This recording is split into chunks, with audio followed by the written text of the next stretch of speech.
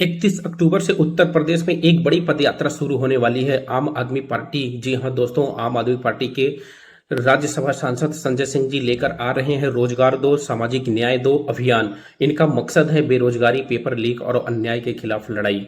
दोस्तों, जो ये यात्रा होगी 200 किलोमीटर होगी और जो इसका रूट या मार्ग है वो प्रयागराज से शुरू होगा, सुल्तानपुर प्रतापगढ़ होते हुए अयोध्या जाएगा। हर युवा, हर मजदूर, हर समाज और हर व्यक्ति को अब उठना होगा और आगे आना होगा और इस अभियान से जुड़ना होगा। दोस्तों, इस अभियान से जुड़ने के लिए या फिर इसमें शामिल होने के लिए आप मिस्ड कॉल कर सकते हैं 7500040004 पर। जय हिंद, जय भारत, जय अम्बेडकर। धन्यवाद साथियों।